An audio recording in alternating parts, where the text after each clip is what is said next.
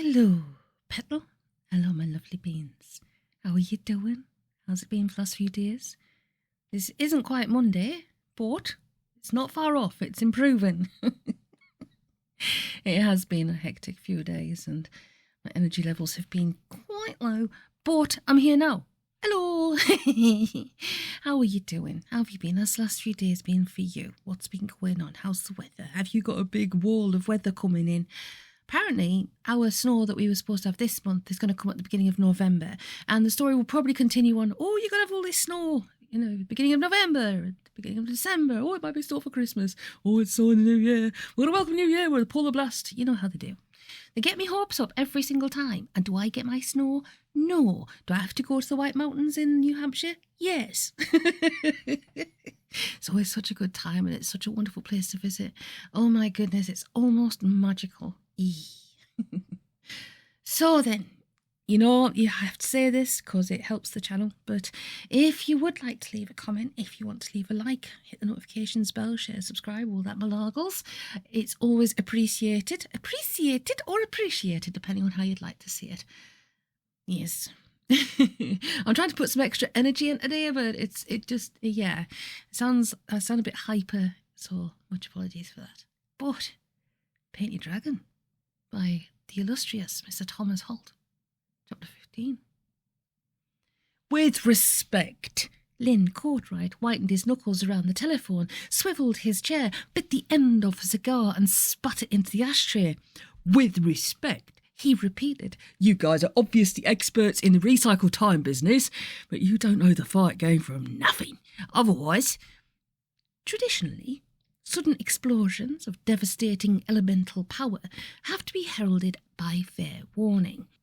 Civil wars and the deaths of princes, therefore, are announced by comets and portents. Cyclones and tempests are preceded by gathering clouds and torrential rain, and Lynn Courtright says, with respect. And then something extremely peculiar happened. Mr. Courtright listened, which is a bit like opening your daily paper and saying that because of hitherto undetected design faults, God has just issued a recall notice on the human race. You don't expect it. Large chunks of the fabric of reality start to come away from the joists. Yeah, he said, eventually. Yeah, you're right. We could do that. Say, that's a pretty neat idea. I only wish I'd thought of that myself. No sooner had the words left his mouth than 6 lifeboat loads of rats lowered themselves over the side of the universe as far as we know it and started to roar like buggery.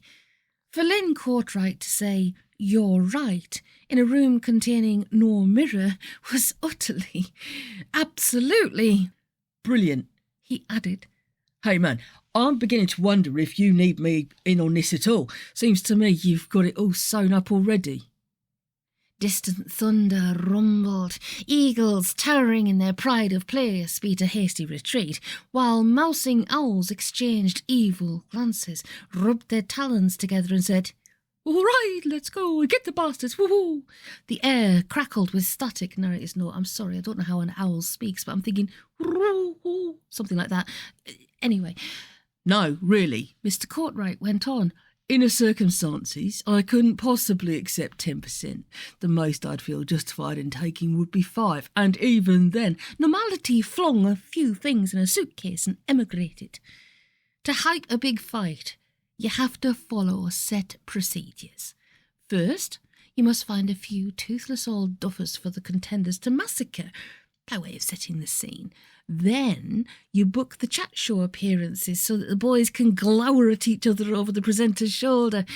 Then you hire a hall and start printing tickets. In this case, however, the rules were there to be broken.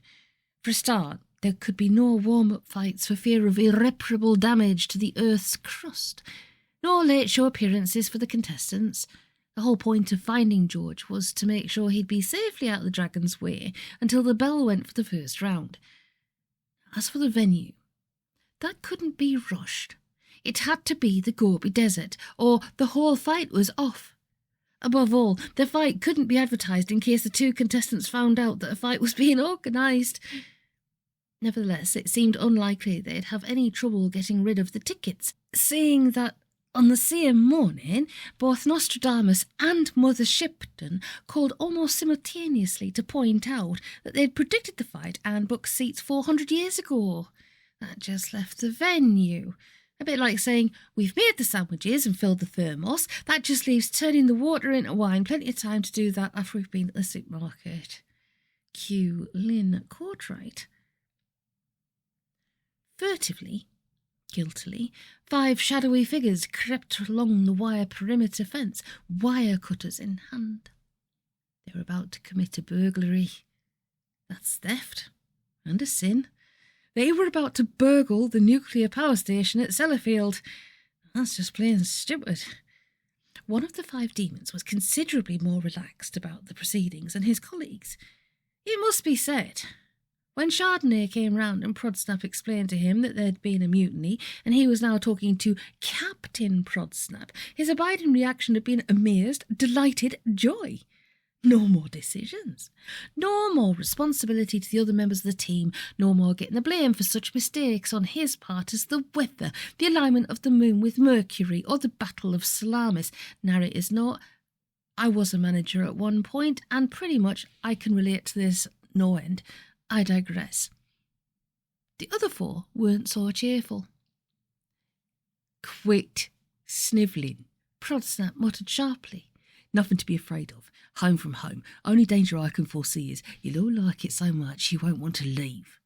His followers exchanged glances. The mood of the meeting was that if he'd just shaken out a correspondence course in dynamic leadership techniques, he'd be justified in asking for his money back. Run through it again, Slit-grinned said. Go on, one more time. I've explained 5 times already. I wasn't listening. Prodsnap sighed. OK, he said. Listen up, people. He'd heard the expression somewhere, the extremely nasty part of hell reserved for Europeans who try to play American football, probably, and guessed it might be worth a try. Right now, anything was worth trying. In order to get home, we really need that uranium, right? We're fairly straight on that bit, interrupted Chardonnay mildly. I think it's the actual burglary where we're all a bit still at sea. Wish you were, thought Prodsnap savagely. What's so hard to understand? He replied, demonstrating his contempt for the minor problems that confronted them with an airy gesture. We cut the wire, smash down the doors, go in, help ourselves. The pink bloody panther could cope with that. Now then, Slickgrind, you've got the wire cutter. Snorkfrod, you're doing the big hammer stuff. Hold on, you're the smallest. You climb in through the window of the main office and nick the keys. Chardonnay, you go into the fusion chamber and lift the actual stuff. We'll go, boss. Chardonnay, what the shop floor are you doing? Saluting, boss. Are you taking the... Chardonnay sounded genuinely hurt. No, boss, I want you to know that whatever happens, I'll be in there giving it my best shot, sir, he added. Prodsnap shuddered. After that, it's just a matter of running for it. If we get separated, we meet back up at the van. All right so far? Splendid. Slit-grinned, the wire. Snip, snip, snip, snip, snip. The alarm went off. Oh. Prodsnap's fears fell like a drunken trapeze artiste. That's a pity. Sir, not now, please. Sir, Chardonnay insisted. I'd love to volunteer to locate and disable the alarm. I'd also be thrilled to bits if you'd let me stalk and neutralise the guards who may be hurrying to the scene, if that's all right with you. Prodsnap could feel one of his headaches coming on. Yeah, right, he said, whatever you... But Chardonnay wasn't there anymore. He had already scaled the fence. It was electrified, but as far as demons concerned, the difference between an electric fence and an inert one is the same as between thermal and standard underwear, and was inside the compound. Inside his own personal cloud, he caught a fleeting glimpse of silver. Well, he said, that seems to have got rid of him. Snorkfrod, you wouldn't mind just nipping after him. Make sure he's okay, right? See you later. As Snorkfrod's fish-netted leg vanished over the top of the fence, Prodsnap counted up to 5 and rubbed his claws together. Looks like we got shot on the both of them, he said perkily. Come on, lads, we've got work to do. Slitgrin frowned. Where are we going? Round the front gate, of course. Come on, guys, let's move it. The main gates of the compound were manned by 3 large men and 2 Rottweilers. The dogs were no trouble. In hell, they'd have been relegated to tartan collar and knitted jacket status. The guards would probably take some finessing. Excuse me. The guard's neck swiveled. Halt, he snapped. Who goes? Excuse me. Repeated the voice from the darkness. I'm coming towards you. Don't do anything hasty. I just want a quick word. Prodsnap advanced, smiling. As he stood under the floodlights, the guard made a funny noise in the back of his throat and started to edge away. Evening. Prodsnap went on. You can see me all right then. What the fuck? Prodsnap nodded. I know, he said. No oil painting. Bit on the weird side too. Just sufficient motor function control remained in the guard's body to enable him to nod. Prodsnap extended a hand, but the guard didn't respond. I'll ask you to imagine, Prodsnap was saying, what you're going to tell your sergeant when you report this incident. Think about it. The guard was already thinking. The way I see it, Prodsnap said, I can picture you tapping on the office door. Well, says Sarge. Sarge, you say, the compound's overrun with horrible-looking devils. Prodsnap paused for effect. Not much good for a bloke's career, is it? Getting a reputation for seeing things. Now, we both know you're not imagining this, but pass, friend. That, however, was about as far as Prodsnap's plan took him. Somehow, he had imagined that once he was inside the wire, finding the uranium would present no great problem. He didn't know what he expected.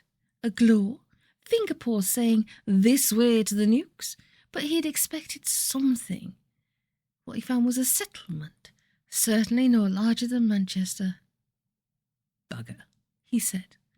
Because the sirens were still yowling themselves silly, nobody much was about. There were a few harassed-looking types running around, jumping in and out of vehicles and shouting orders into walkie-talkies, others sedately walking, ticking things off on clipboards. Some men in overalls were creosoting window frames. 4 men in suits were eating sandwiches out of Tupperware lunch boxes. No uranium on display anywhere. Oh well, only one way to find out. Excuse me. A tall, thin girl, big shoulder pads, wearing what was either a skirt or a belt, impossible to see which, turned her head, double-took and said, "Mee!" Prodsnap advanced a step while he decided against smiling and instead said, "Hi." Hi. Wonder if you could help us. Prodsnap went on. We're looking for the, call. Do you happen to know where? The girl backed away, her eyes as big as melons. The core, she repeated. That's right. Prodsnap let his mind freewheel. Were the inspectors? You saw the notice, presumably.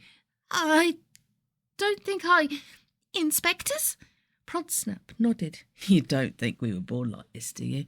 He said, in a tone of voice that suggested that any further references to appearance would constitute gawping at the misfortunes of the disabled. Good ploy.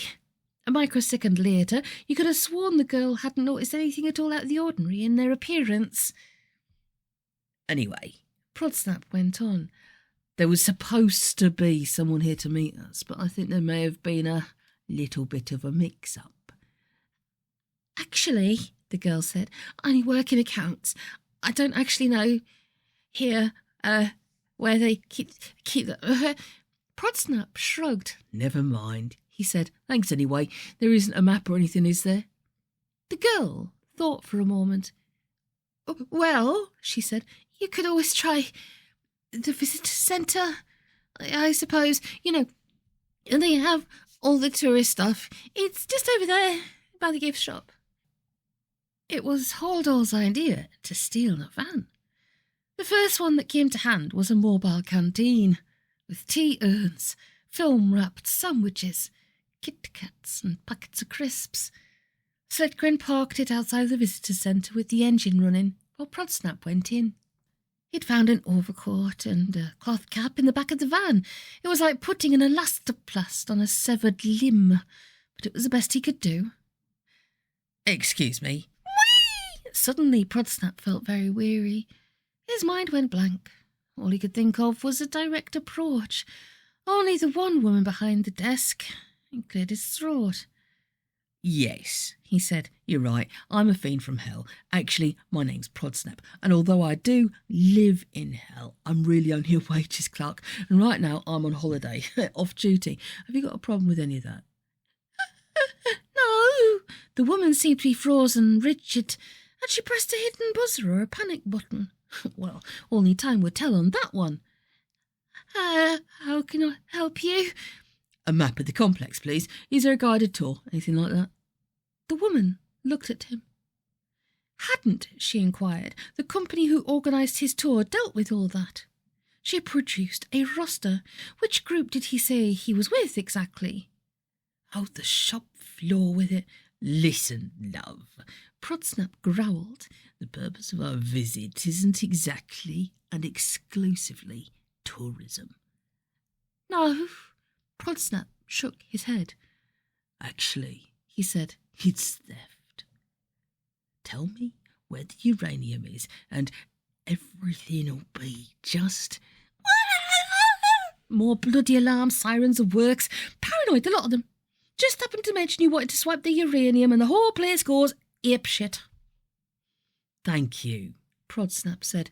You've been most helpful. He was about to run when an idea struck him.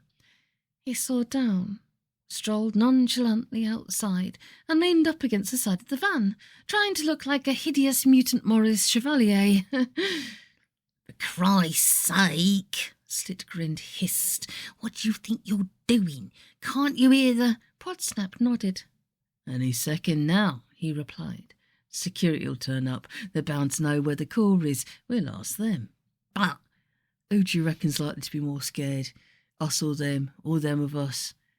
Sure enough, security duly arrived. About 50 of them, armed to the teeth and looking distinctly apprehensive. To counter all their weaponry, Prodsnap had a smile, which he'd been able to practice once or twice in the van's wing mirror while he was waiting. He ambled up to the fiercest-looking bloke he could see and said, "May I?"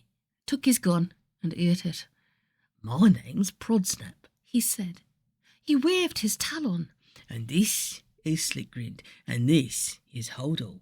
We're from hell. Could you take us to where the uranium's stored, please? Sorry to bounce you like this, but we are in rather a hurry." "Fire!" Prodsnap closed his eyes. No point expecting to see edited highlights of his past life, because there just wasn't time. Idly he wondered whether what was about to happen to him would be death or just some kind of extremely rapid transdimensional shift. Nothing happened. 1,000th of a second became 100th. 100th became a 10th. That's the bummer with long-distance travel, he reflected. All this standing about and waiting. He opened his eyes just as the gunfire started. About time too, he muttered to himself. Then he realised that nobody was shooting at him. They were shooting upwards at the dragon. By the time Mike and Bianca got out the police station, it was lunchtime. Since there was nothing else they could usefully do, they decided to go for a curry. "On balance," Mike said over the poppadoms, "I can't say I'm all that bothered. Never liked the old body much, after all. I'm not exactly crazy about this one, but a change is as good as a rest. Could be a whole lot worse, after all." Bianca nodded. "Glad you see it that way," she replied. "Wish they'd hurry up. I'm starving." "You can have the last poppadom if you like." "Thanks. I will." She did. "What with one thing and another," she went on, "I can't remember the last time I had a proper meal. Plays hell with your metabolism. All this meddling in the supernatural." Mike shrugged. "I'm all right," he replied. "St. George must have had something to eat quite recently. I know I only met him briefly, and under peculiar circumstances at that, but I can well believe he wouldn't be the sort to neglect his carbohydrates." "Me too." Bianca dipped the last fragment in the mango chutney. Now it is not. I really like mango chutney. Mango chutney with chilies in it. Oh, I really fancy some now. It's a bit too early. Mango chutney. any sort of chutney. Tomato chutney. Got a really nice Branston one, which is tomato chutney that tastes really smoky, like barbecue, like smoky. Oh, it's so tasty. Anyway, I digress. Does it feel odd? She asked. Mike nodded. A bit, he replied. The arms are a bit short and the waistband's on the large side. Still, like my mum used to say when I was a kid, I expect I'll grow into it. I can't really say it suits you. Mind you, neither did the old one. That's me all over. Leading fashions, not following them. You'll see, in 6 months' time, everybody will be trying to look like this. I knew a girl once who had her nose done. You know, cosmetic surgery. Had a crisis of identity about it, so she said. Mind you, if I'd forked out 10,000 quid to be made to look like a parrot, I'd probably be asking myself all sorts of difficult questions. The food arrived. Now there's a thought, Mike suggested. If only we could suss out exactly how these bodies and statues things worked, we could make an absolute fortune. The word we in context. It'd be amazing, Mike went on. You know, for modest fee, you two can have the body of a young Greek god. The hell with nose jobs. We're talking total physical remodelling here. Have you any idea what the total revenue of the slimming industry amounts to in an average year? Mike, not to mention the private healthcare aspect. Is your body clapped out, leaking oil, slow to start in the mornings? Chuck it away and get a new one. Mike, Bianca said. Just what the hell are we going to do? About the dragon, Mike replied. In St. George, in the fabric of reality as we thought we knew it. Who says we've got to do anything? I do. Bianca. Mike did his best to look serious. Although he wasn't entirely sure he knew how to do it in the new body, he hadn't yet worked out, as it were, which lever was the indicators and which was the windscreen wipers. I don't think it works like that. People like us aren't supposed to get involved in this kind of thing. Rescuing the planet's not down to us.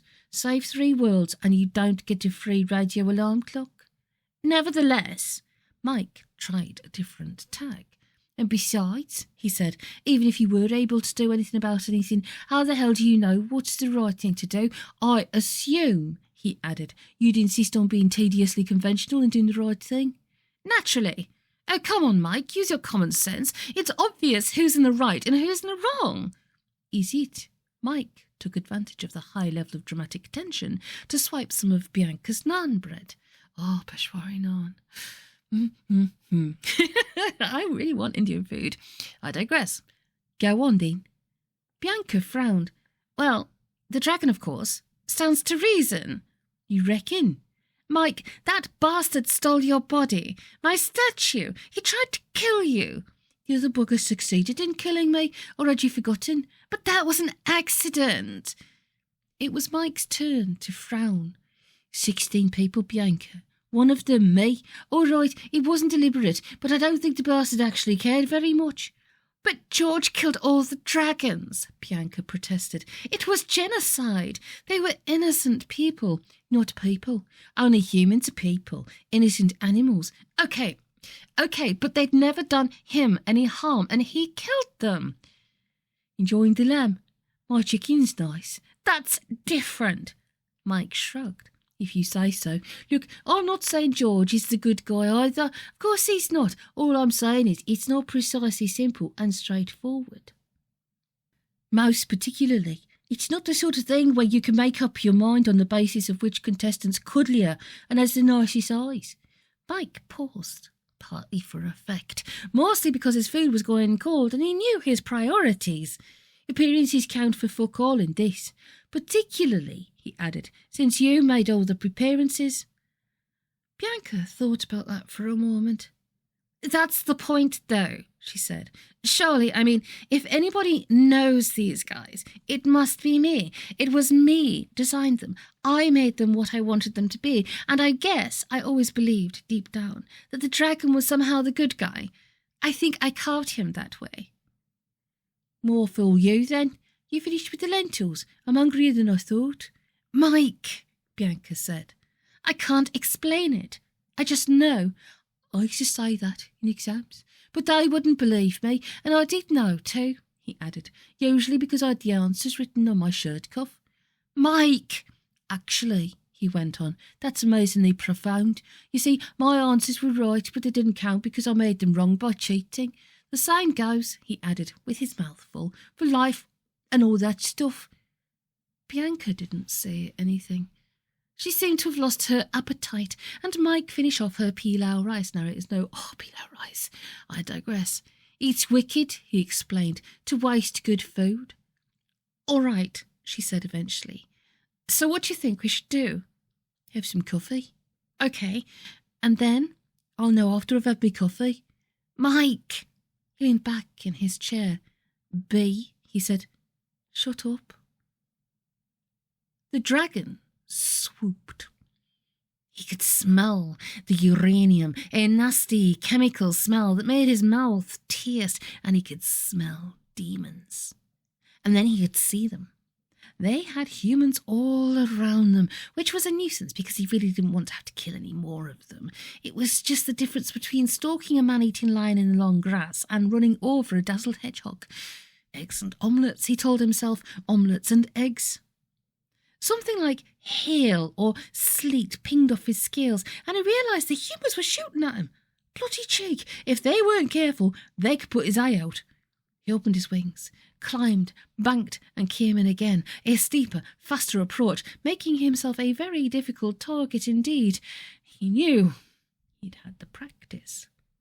Snork fraud, pleaded Chardonnay. You'll break him if you do that. Please, put him down. The she-devil scowled. He aimed a gun at you. I'm going to pull his... No, you're not. I'm responsible for all breakages. What you've done to their fence is bad enough. All right. The sentry fell 2 feet, hit the ground, squirmed like an overturned woodlouse, and ran. I love it when you're masterful, Mr. C. The she-devil simpered. You remind me ever so much of Kevin Costner. Chardonnay didn't know who Kevin Costner was, but sincerely hoped he wasn't litigiously minded. Right, he said. I think we'd better head back to the van. This clearly isn't going to... Mr. C. I know. Chardonnay, who had flung himself face down on the ground, picked himself up and stared at the huge, fast-moving ship hurtling through the sky. It's him, that bastard. Do you want me to get him, Mr. C? The expression on her face, eager, thrilled to bits at the chance of doing something to impress and please, was almost heartbreaking. She would, too, he realised, if only I said the word, and maybe she'd succeed. If she failed, it wouldn't be for want of extreme savagery, but he couldn't do it. The spirit was sufficiently psychotic, but the flesh was weak. She wouldn't stand a chance. Don't be stupid and get down before he sees you. Righty-ho, Mr. C. Not on top of me, please. I can't breathe. Is this better? I can breathe, certainly, but would you mind just... The slipstream from the dragon's passage hit them like a hammer, and for the first time Chardonnay appreciated the extraordinary power and strength of the bloody thing. It was going to take a whole lot more than just the 5 of them to cope with it. In fact, it wouldn't be a foregone conclusion if the whole damn department turned out against it. There was quite simply no way of telling how powerful the monster was, apart from picking a fight with it, of course. That's like saying... There's one simple way of discovering what height you can drop a porcelain vase from before it breaks. The shop floor with this, Chardonnay said. Let's get out of... The dragon swooped. 3 of them, at least. The other 2 were bound to be around here somewhere. Besides, he reflected, I have this notion that if I go around letting off fireworks too close to this uranium stuff, pinpoint accuracy is going to be somewhat academic. Pity about that. Maybe it's not the prettiest country in the world, but I could see where you could easily get fond of it. Omelettes and eggs, boy. Omelettes and eggs. He focused and put his wings back. The soldiers dropped their guns and ran for it. The demons stayed where they were, for some reason. Trust me, Prodsnap yelled. He knows that if he flames off here, he'll risk blowing up the power station, and then it'll be goodbye Europe. He won't do that. You reckon? Of course, Prodsnap closed his eyes. He's a good guy. How'd you figure that out? Easy. George tried to kill him and couldn't. Speaks for itself. So all we have to do is keep perfectly still and the bugger will peel off and fly away. Is that a promise? Prodsnap nodded. Trust me. Job done. The dragon banked again. Where the 3 demons had been, there was now just a big scorch mark, a little molten rock, and a nuclear reactor going really badly wrong. Pity about that. Never mind though. Omelettes and eggs. Narrators know, don't read about food when you're hungry. Especially when it's about Indian food, which I absolutely freaking adore. Seriously, there used to be a place when I used to live in Andover, and it was a door. Like if you look from the outside, it was just a doorway in between 2 shops, and you went up this like really narrow staircase, and you came into this Indian restaurant which took up the whole floor over the top of the 2 shops, and they did the most amazing salmon tandoori. Oh my goodness gracious! I've never had anything as nice since we lived in Oman. And I had kingfish steak, which came to you on an iron skillet, still sizzling, with lime drizzled over the top of it. Oh, kingfish is something else. Anyway, I'm hungry. I want some food. So, if you enjoyed this chapter, please excuse my my interruptions because I really, really, really need some toast. Toast, that's another thing I absolutely adore. Toast on peanut butter.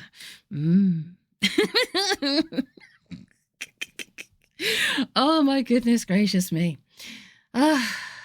Sorry. Okay, so hopefully I'll be back in a couple of days. But if you could leave a like, a comment, let me know how you are. Tell me how things are going. You can drop me a line in an email if you prefer, because I always like emails, always nice. But yes, please let me know how you're getting on, how things are going, what you're going to be doing over the next few days, and I will try my very hardest to be back again on Friday. Planning Friday. Not Friday, it'd be Saturday, but definitely by one of those 2. Yes, all being well, of course. We will mend it, we will fix it, we will stick it with scissors and glue. Take care, Petal.